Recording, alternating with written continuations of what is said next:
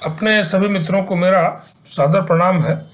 और कुंडली के क्रम में आज की जो कुंडली है वो एस्ट्रोलॉजिकल है, ज्योतिष संबंधी कुंडली है। और आज हनुमान जी का दिन है, मंगलवार है। तो एक बार पुनः मैं कुंडली में मंगल ग्रह की चर्चा कर रहा हूँ। मैंने कहा कुंडली पहले भी वीडियो बनाई है, मंगल आधारित ही है, मंगल दोष पे भी बनाई है।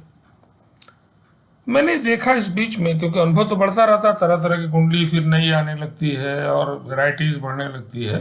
तो ये कोई फिक्स ज्ञान नहीं रहता कि जो मैंने बोल दिया बस उतना तक ही। उसमें प्लस माइनस कुछ एडिशन होता ही है, क्योंकि अनुभव आपका बढ़ता है। मंगल निश्चित रूप से ग्रहों में जो उनको दर्जा प्राप्त है वो सेनापति हैं। वो आप जानते हैं कि युद्ध में राजा के बाद सेनापति की बड़ी कीमत, और कई बार तो सेनापति की कीमत राजा से भी बढ़ के है। आप सुजाउद्दौला का केस जानते हैं कि मीर जाफर का जो केस है, अंग्रेजों की जो चतुरता थी, राजा सहाय हो गया क्योंकि उसका जो सेनापति था उसे धोखा दे दिया। इसी प्रकार से कुंडली में मंगल की बड़ी कीमत है। मंगल अगर आपकी कुंडली में कमजोर है तो आप साहसी नहीं हो सकते हैं, भीरू होंगे आप। और साहस, प्रत्येक काम में साहस का अपना रोल है, बिना साहस के कौन काम होगा। मंगल अगर आपका कुछ ज्यादा ही प्रबल हो गया तो अति उत्साह भी खतरनाक है। अगर उसका कॉम्बिनेशन राहु के साथ हो गया, कुछ और खराब हो गया, शनि के साथ हो गया, तो फिर बुद्धि नष्ट हो जाए सेनापति के तो क्या होगा। लेकिन अगर मंगल आपका अच्छा है तो आपके अंदर साहस होगा, आपके काम की सुगमता निश्चित होगी, बिना सहारे के आप अकेले काम करने के आदी होंगे। मंगल अलग अलग स्थानों पर उनका एक अलग प्रभाव है कि जैसे अगर मैंने देखा कि तीसरे हाउस का मंगल साहस तो देता है, राणा प्रताप जी की कुंडली में भी, लेकिन छोटे भाई का सुख नहीं देता, उन्हें भी नहीं था।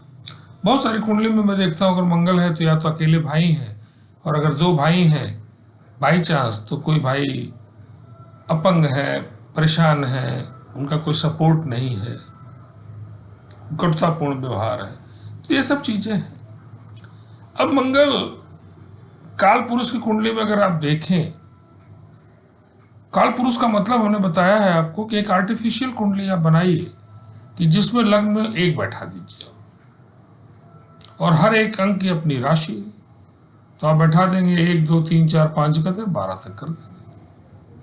अब आपके पास लग्न में आपका काल पुरुष की कुंडली में एक लिखा है, एक मतलब 1 मतलब वो मेष राशि है।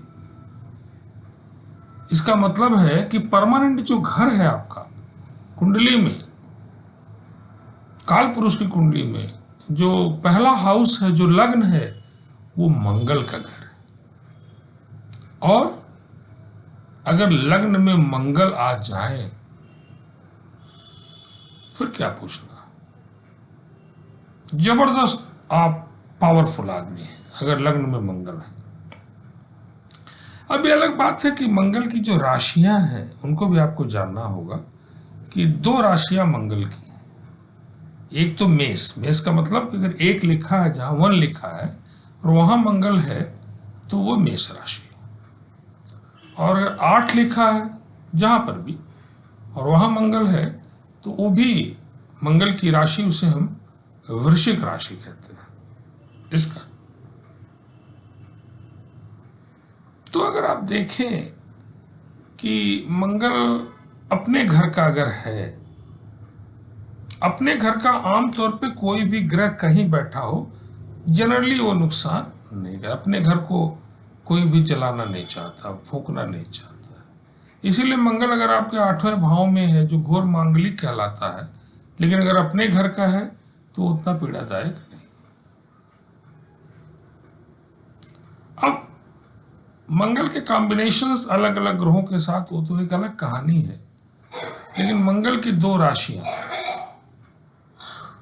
एक उच्च की और एक नीच की हर ग्रह की होती है, आप जानते हैं।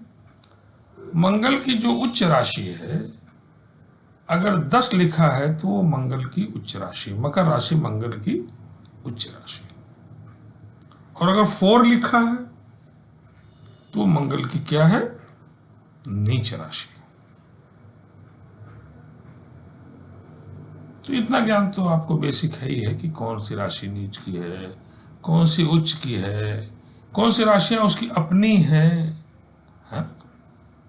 नैसर्गिक मंगल के जो मित्र हैं, ये भी आपको ज्ञान है कि बृहस्पति मंगल के मित्र हैं, है ना?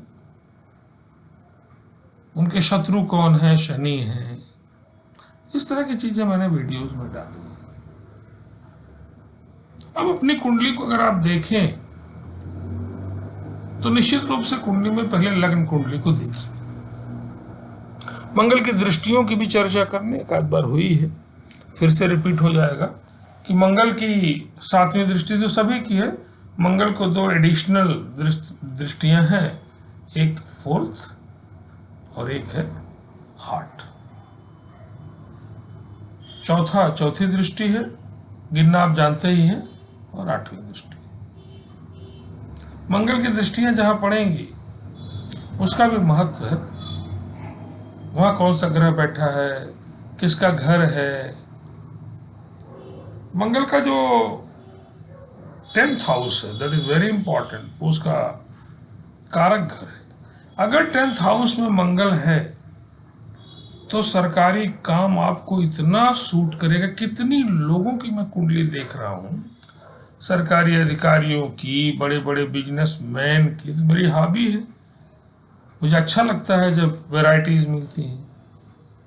मैंने देखा कि मंगल इवन देन अगर नीच राशि के भी 10th हाउस में बैठे हैं तो उसकी धूम है। सरकार के एनजीओज में, सरकारी संस्थानों में काम उनका बढ़ेगा भी। बहुत सारी फिगर हैं जिनको मैं जानता हूं, जो देश की बड़ी फिगर हैं, उनके 4th हाउस में मंगल है, 10th हाउस में मंगल है, फिर भी दे आर वेरी नाइस।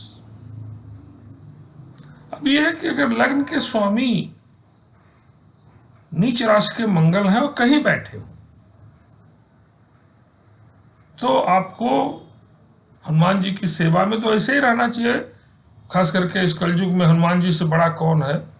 लेकिन पर्टिकुलरली अगर लग्न के स्वामी नीच के हैं, शारीरिक कष्ट अगर आपको है, आप फील करते हैं कि शारीरिक कष्ट हो रहा है, बार बार एक्सीडेंट हो रहा है, चोट लग रही है, तो हनुमान जी की सेवा से बड़ा कोई निदान नहीं। और स्टोन में इसको इन्वेस्टमेंट समझिए। स्टोन को ऐसा नहीं कि कोई फर्जी हो गया साहब क्या करें, मूंगा को धारण करें। हनुमान जी सहायक चूंकि सबके रहे हैं, तो गरीबों की, जरूरतमंदों की अगर आप सहायता करते हैं तो जो नीचता का दोष है वो निश्चित रूप से क्या होगा? समाप्त होगा। चैरिटी जितनी ज्यादा करेंगे, ग्रहों के नीचत्व का दोष खत्म होगा। ये मैं बराबर जो भी मिलता है, कोई जरूरी नहीं अगर छोटा आदमी है, 10 रुपए की इनकम है तो ठीक है, उसी रेशियो में मदद करेगा 1 रुपए की। ज्यादा पैसा तो उसी रेशियो में मदद करिए। मदद करने वाले का, चैरिटी करने वाले का ग्रह उच्च का होगा ही। जो कमी होकर, एक तो चैरिटी और दूसरा लोगों का सम्मान। लोगों का अगर आप सम्मान करते हैं, क्योंकि हनुमान जी महाराज किसी का कुआदर नहीं करते थे। भूत पिचास निकट नहीं आवे, महावीर जब नाम सुनावे, वो तो सहायक है। आप भी अगर लोगों की सहायता करते हैं तो हनुमान जी प्रसन्न होंगे। कोई रोड पे गिरा है, मुंह फेर के जाने वाले के लिए हनुमान चालीसा पढ़ने और लड्डू खाने खिलाने से कुछ होने वाला नहीं। इन छोटी छोटी चीजों को आप नोट करिए, इसको अपनी प्रैक्टिस में लाइए और नियमित रूप से हनुमान जी महाराज की आराधना करिए। हनुमान चालीसा जे सतबार पाठ कर कोई, छूटे बंद महासुख होई। कभी कोई समस्या आती है, सतबार का मतलब कि मल्टीपल टाइप में अगर आप बात करें। मुझे तो याद है कि मेरी जब एंजाइटी बढ़ती, मैंने फील इधर किया है कि मेरी एंजाइटी अगर बढ़ती है, हार्ट बीट में थोड़ी ज़्यादा दिक्कत आने लगती है, और मैंने अगर हनुमान चालीसा जी को पढ़ लिया, आरती पढ़ ली, तो धीरे धीरे मेरी हार्ट बीट डाउन होने लगती है। ये करके आप देखिए। सुंदरकांड का पाठ तो टाइम लगता है, लेकिन अगर आपको समय है तो घर में आप टेप को चला दीजिए। घर में एक पॉजिटिव ऊर्जा बनी रहेगी और उसका बड़ा महत्व है। और ट्रस्ट करना सीखिए हनुमान जी पे। मैंने तो ट्रस्ट करके देखा, मैंने एक वीडियो में बताया भी है कि एक बार मैं बड़ी कठिनाई में था और संकट मोचन में मैं रेगुलर जाता था, चाहे आंधी आए, पानी आए। मेरे दोस्तों से अगर कभी मुलाकात हो बीएससी में तो मैं जरूर जाता था, कुछ भी हो जाए, एक प्रण था। लेकिन एक ही बार ऐसा हुआ कि मदर को कैंसर हो गया, बहन की प्रॉब्लम आ गई, पिताजी प्रॉब्लम में आ गए, बहुत कठिन स्थिति में, और मैं चबूतरे पे खड़े होके एकदम सरेंडर कर गया प्रभु के आगे। एक क्षण के लिए लगा कि अब जीवन में मुझसे कुछ नहीं होने वाला है। और आप विश्वास करें, अगले दिन मुझे एक बुला के अच्छा खासा ट्यूशन मिल गया। उस दिन मेरे पॉकेट में 1 रुपया 8 आने थी। अगले दिन ही यहाँ तक कि जो कंपाउंड नहीं बन रहे थे, परेशान कर रहे थे, वो सब भी बनने लग गए। बारे प्रभु तेरी माया, वाह। तो विश्वास करना सीखिए। विश्वासम फल, प्रभु पर विश्वास करिए।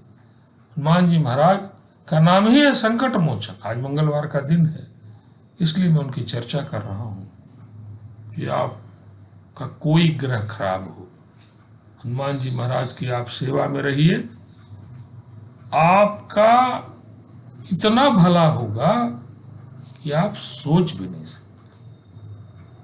और इसके बाद भी अगर आपको शौक है, जानकारी लेनी है कुंडली की, तो चलिए ठीक है, उसको आप जरूर से विश्लेषण करवाइए। उसका अपना एक महत्व साइंटिफिक।